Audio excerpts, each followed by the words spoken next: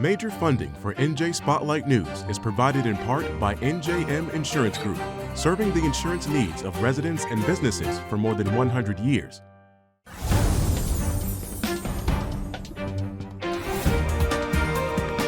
From NJPBS Studios, this is NJ Spotlight News with Brianna Venozzi. Hello and thanks for joining us. I'm Brianna Venozzi. We're bringing you a special NJ Spotlight News edition of Reporters Roundtable with Joanna Gagis, who has a roundup of the top political stories of the week with the help of a panel of local journalists. First, though, a few of our top headlines. More allegations of systemic racism in Clark. A shocking new lawsuit from Attorney General Matt Platkin accuses former Mayor Sal Bonaccorso and Clark's police leadership of directing officers to keep black people out of town through discriminatory policing.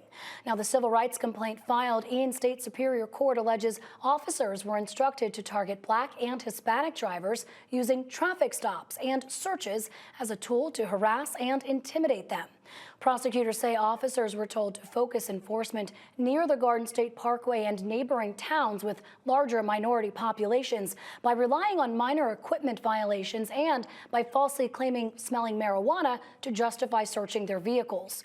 According to the lawsuit, black drivers were nearly 4 times more likely to be searched than white drivers between 2015 and 2020. Hispanic drivers, they were more than twice as likely.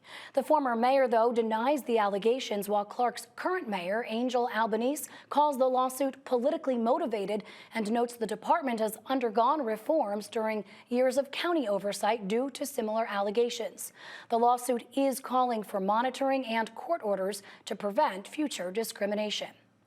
Also, during his last official announcement in office, Governor Murphy propelled his plans for making New Jersey an AI and innovation hub, signing a memorandum of understanding with tech giant NVIDIA focused on advancing generative artificial intelligence.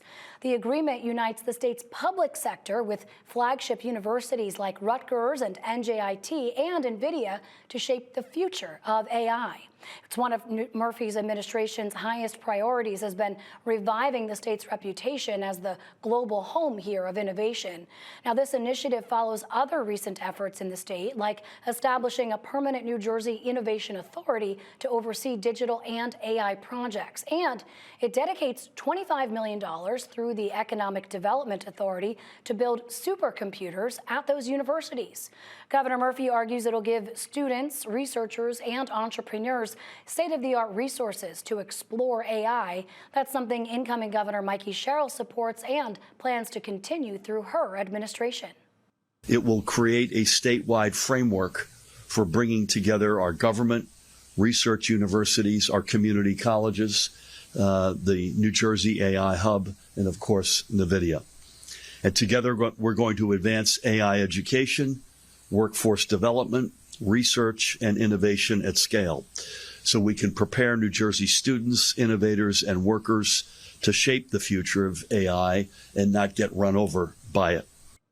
And a warning for commuters to brace for major disruptions on the rails heading into New York.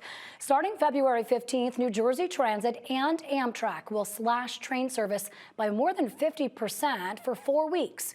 Now, that's to connect the long-awaited new Portal North Bridge to the Northeast Corridor. The disruptions will affect more than 600 daily trains in that choke point between Newark and Secaucus that funnels commuters into Penn Station. But officials say the suspensions are unavoidable. Crews will be working around the clock to shift one track of the 115-year-old Portal Swing Bridge onto the new fixed-span bridge that won't open for boat traffic. Now, that old bridge was infamous for getting stuck and was one of the biggest sources of delays on the entire Northeast Corridor. Transit leaders say it's short-term pain for long-term reliability, but they're also urging commuters to plan ahead, check revised schedules, and expect another round of disruptions, yes, next year when the second track is connected. And those are our top headlines. Reporters Roundtable with Joanna Gagis begins right now. Major funding for Reporters Roundtable is provided by RWJ Barnabas Health. Let's be healthy together.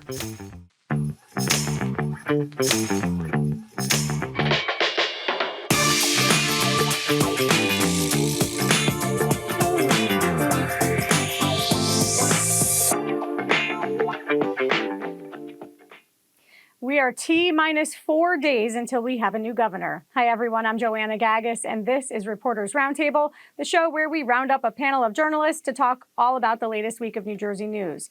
Let's see who we've got on our panel today. Drum roll, please. We have Colleen O'Day, senior writer and projects editor for us here at NJ Spotlight News.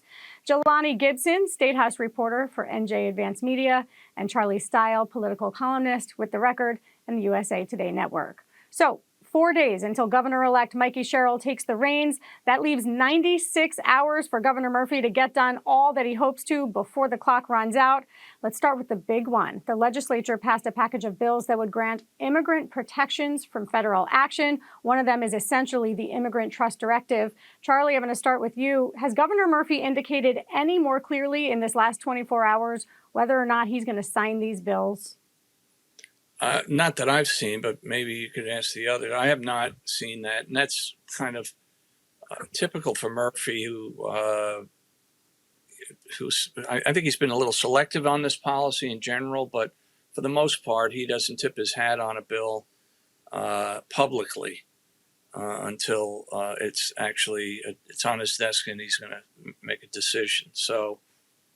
But I think he's just holding this one real close. I think he's really staying away from, I really get the impression from Murphy, and I got this from, and I guess we'll talk about this a little later, about his speech. I think he is trying to keep the things toned down for some reason here at the end, not to say anything too inflammatory or incendiary. He's not going out with burning any bridges or a blaze of glory, which is kind of interesting. I think that's kind of consistent with his style. Colleen, we've heard Mikey Sherrill, Governor-elect Sherrill, say many times she does not want the Immigrant Trust Directive codified into law. She preferred it as an executive order because she thinks that that'll pass muster in the courts. If Governor Murphy does sign this, does that open up her administration right from go to perhaps costly, cumbersome legal battles federally? I mean, I think so. What we understand is that the directive has already passed some muster legally or judicially, but once there's a law, if that bill is signed into law, then certainly I think it would give the Trump administration and, those folks who have been so gung-ho about, rounding up immigrants and trying to use every method that they can, it would give them certainly another reason to go back into the courts. And I think that what Mikey Sherrill has said, and perhaps what Governor Murphy has said too, is that it's a question, if it does go back into the courts, what happens? And they don't want to jeopardize that. On the other hand, you've got, immigrant right groups and people like the ACLU and it just all sorts of organizations who are pushing for this to be put into law so that they can be sure that it will, stand through the Sherrill administration. We don't know what's going to happen. Looking at the politics of it, right? Like you said, immigrants' rights groups have been pushing for this for a long time. Charlie said, the governor's not going out making any big waves. This could be a big win for him, given the fact that he was a progressive governor and did a lot that progressive groups had asked him for. But Colleen, staying with this and the Sherrill approach here, do you envision that there are conversations happening behind the scenes right now between the two administrations? Do you think that she could have any influence in asking the governor not to sign this, although he still has control? Oh, most certainly. There's no question. This is a different transition from the ones that we've been used to in the state, because it's the first time in a half century that we've had a Democrat to Democrat transition. So certainly these are two administrations, two groups of people who are friendly to one another. I mean, there's no question that they're talking behind the scenes. And perhaps if Sherrill says, promises, vows to continue the Immigrant Trust Directive as is under her administration, maybe Murphy would feel comfortable enough to say, okay, I don't have to sign this because we're going to continue to have a policy that we've had. But I think all along on the campaign trail, there were just questions about whether Mikey Sherrill would continue the directive exactly as it is. And I'm not sure we ever got a straight answer on that. Yeah, no, there was never a really clear, straight answer. Jelani, obviously here in New Jersey, we're looking at this transfer of power that's about to happen. But I think the conversation nationally really is on the ICE enforcement that we've seen really increase, really ramp up, especially in Minneapolis. But you've covered what's been going on here because we've seen increased ICE action here in New Jersey, even in the last week. What are you seeing? Well, first and foremost, it's important to understand that while Governor Sherrill had concerns, her concerns were specifically also about the previous bill, the Immigrant Trust Act, being too wide and too expansive, right? And so what the legislators decided to do was they decided to break up a lot of the things in the Immigrant Trust Act into separate pieces of legislation. And they said, hey, we're going to codify the directive that's already been held up in court. What we're seeing across New Jersey is the type of enforcement that's already going to be subject to a lot of litigation here. And what you're really dealing with is the assertion of the Supremacy Clause, which talks about federal laws over, state laws. And what you're also talking about here on the Immigrant Trust Directive side is the 10th Amendment and what's known as the anti-commandeering doctrine, which says that, you can't force legislators and state law enforcement to enforce federal laws. And that is actually not a construct of liberals. That was actually a construct of conservatives who wanted to challenge federal gun laws and how federal gun law enforcement was happening in a lot of conservative states. And so what I oftentimes have to remind people of is immigration is oftentimes not the first sanctuary state or sanctuary city. In many ways, conservatives that wanted to fight back against the enforcement of federal gun laws is the first sanctuary state or the first sanctuary city. What you're talking about here is civil enforcement. And when people ask the question of why the Trump administration doesn't do more criminal enforcement as opposed to civil enforcement, it's because in civil court, you don't have the right to a lawyer. And since a lot of people know that the undocumented people can't afford a lawyer, you can actually deport a lot of undocumented people more quickly in a civil court than you could a criminal court, in which a lot of them would have to be given an attorney. And you so raise there's a lot of interesting points right there, Jelani.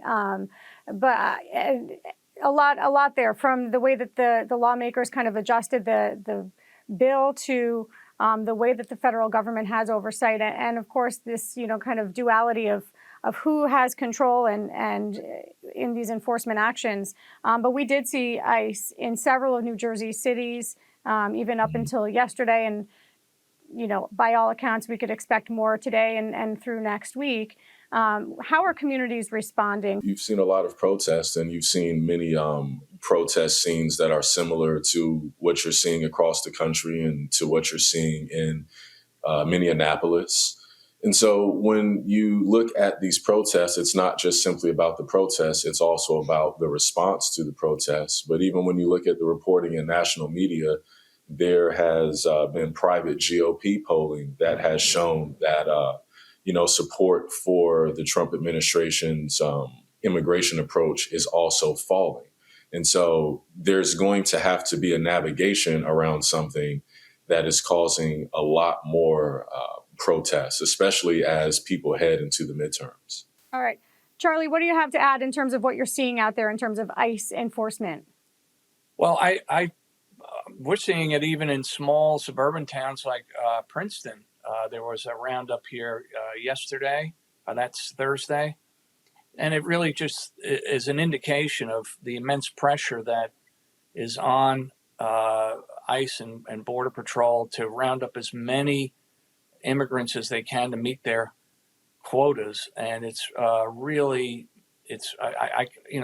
this is no longer an abstraction for suburban New Jersey in general. This is right on our doorstep. And I'm not sure we really have a collective response. And I don't think anybody does. It's just a shock and awe.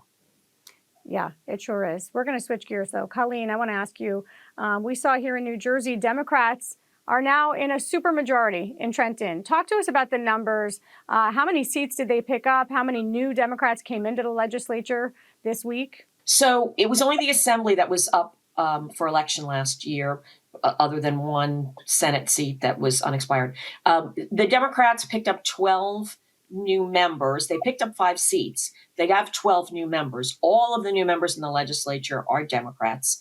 The supermajority is 57 now Democrats to 23 Republicans. That essentially means that were there to be a veto that they didn't like from Governor Sherrill, which is hard to imagine because she's also a Democrat, they could override it. So it's just, the Democrats have been in control for more than 2 decades in Trenton, and this has just ramped it up to the next level. Yeah, I mean, you say it's hard to imagine, but we did see that political infighting between Democrats at the start of Governor Murphy's term. So it's not beyond reasonable, that we could see some conflict there. I'm curious, are there any particular new members who you're watching as maybe coming in and shaking things up in Trenton?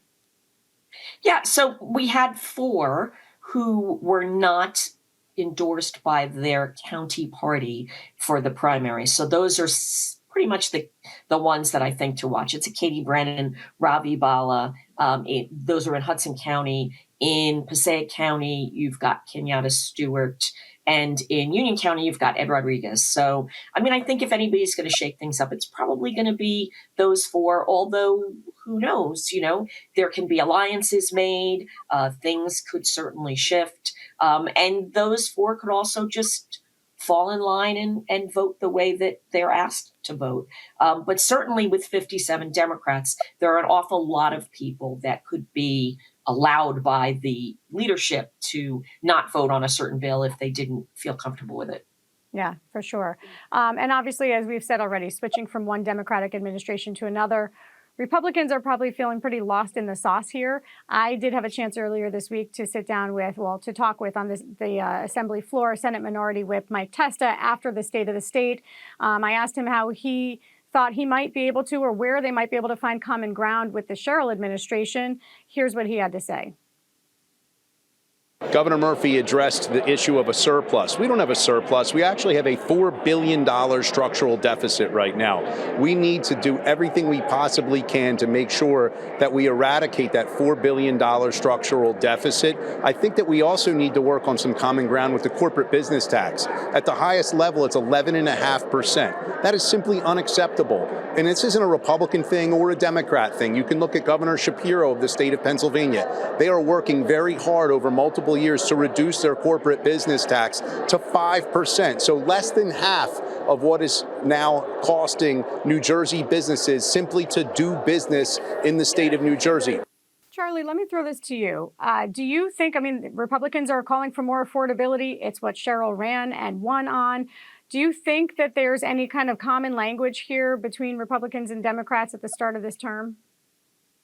I think so. I think that I would hope so, that there is some sort of middle ground. But to Colleen's point, though, we have an expanded Democratic majority. 4 of them are from a new assertive progressive wing. And I would even say it's the new progressive, quote unquote, caucus is up to 7.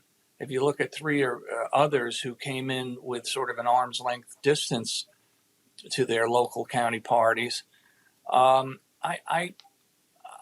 think there's going to be I think the tough spot is going to be for the Assembly Speaker more so than the Senate President. I think there's going to be a pull to the left, and which will make common ground on some issues harder. So yeah, that's a great point. We'll see. Yeah. Jelani, this legislature is looking at a nice salary bump. They just got a raise, granted for the first time in a long time, but it's catching the attention of the public who says, hey, we're struggling over here. Just talk us through what that salary increase looked like. Yeah, well, a lot of legislators were only getting paid in the 40s, and now it's basically went up to about nearly twice that. That's usually the most controversial increase. The governor and the cabinet officials, they got increases. The judges got increases. But the most controversial part was the legislators getting an increase. And specifically, the most controversial part is we have a part-time legislature, right? And so should you, I guess the debate is, should you have someone that's pulling, basically what is the equivalent of a full-time salary on what is being classified as a part-time job, when we already know many of those legislators have other jobs. The other end of that argument is, if the job of being a legislator only pays in the 40, then it basically all but guarantees that the people who have those very well-paying jobs are the only ones that can run, which is something that the late senator and former governor Cody often talked about. Yeah, he pushed really hard for that increase. Charlie, you wrote a beautiful, moving piece about him. And the man behind all the titles, he had a lot going on personally at the time that he became governor when Jim McGreevey resigned suddenly. Just add some color to that. Yeah, his wife had some health problems. He had recently lost both parents in the previous 18 months. And I think he was exhausted from that. And the last thing he wanted to do was, well, he makes it sound like, always with Dick Cody, there's always, it's much more of a multifaceted story. But yeah, his story was, I'm to be suddenly thrown into this fire is not something I was prepared to do or looking forward to do. But in a lot of ways, he was prepared. He had been looking at this role and coveting it for a long career, and he seemed to be, for all his complaints, he was ready for it. He had, he seemed to be stylistically and temperamentally the right man for the right moment. And he passed. He got a lot done in that time too. He absolutely did. I mean, first. State comptroller. He negotiated a new deal for the stadium to keep the Giants and Jets here. Smoking ban, with the exception of the casinos. Pay-to-play reform. I mean, I think he took full advantage. He ran with it. He took the baton and really ran with it, knowing that this was probably. I think initially thought maybe I could build a great resume to run for my own term, but that was not to be. But he certainly ran with it. And, here's a guy who's been toiling in the legislature for decades and watching how it's been done. And now he's been given keys to the kingdom. Yeah. And he did it in a way that really connected with people. Colleen, we don't have a lot of time left, but I know there was an event this week where we saw just a minute left, CD11. There were 12 challengers, now 11. Does anyone stand out as taking the lead in this crowded pack to replace Congresswoman Mikey Sherrill? I mean, I think it's among four people. You've got former Congressman Tom Malinowski. You've got Brendan Gill, Essex County Commissioner, who's got a lot of the party, certainly the Essex County machine behind him. You've got Analilia Mejia, who is, I think, the progressives' choice. She's got the backing of AOC, Bernie Sanders. And you've got Tahisha Way, the current lieutenant governor, who did not get Murphy's endorsement, but he did say that she wasn't in the race at the time he endorsed Gill. So I think those are kind of the four leaders, and we'll see where it goes from there. But with 11 people now actively on the ballot, actively campaigning, you could easily win that race with less than 10% of the vote. You sure can. We will see where it goes from there. We'll be following. I'm sorry we're out of time. That's all we've got for this week's Reporters Roundtable. Thank you to our panel. You can follow me, as always, Joanna Gagis, NJ, on Instagram, and then go ahead and scan that QR code on your screen to see more episodes of Roundtable. For all of the crew here at Gateway Center in downtown Newark, I'm Joanna Gagis. Thanks for being with us, and have a great weekend. Major funding for Reporters Roundtable is provided by RWJ Barnabas Health. Let's be healthy together. That's going to do it for us. But before we leave you, we'll have live coverage of Governor-elect Mikey Sherrill's inauguration starting at 10:30 a.m. on Tuesday, January 20th, here in Newark at the New Jersey Performing Arts Center, NJPAC, with a team on the ground there as well as in the studio here with me for analysis and historical insight as the state's 57th governor is sworn in. I'm Brianna Venozzi. For the entire team at NJ Spotlight News, thank you for being with us. We'll see you right back here on Monday. New Jersey Education Association, making public schools great for every child, and RWJ Barnabas Health. Let's be healthy together. You're not texting your symptoms to your old roommate again, are you? You need real answers. Horizon Blue Cross Blue Shield of New Jersey has over 80,000 doctors you can ask and 24/7 virtual care. Oh, so I don't have to scroll forums or keep texting Sheila? Exactly, because when it comes to your health, you deserve answers that you can trust. Finally, advice I don't have to fact check myself. A healthier you, covered by Blue. Have some water. Look at these kids. How are you? What do you see? I see myself. I became an ESL teacher to give my students what I wanted when I came to this country. The opportunity to learn, to dream, to achieve, a chance to belong and to be an American. My name is Julia Toriani Crumpton, and I'm proud to be an NJEA member.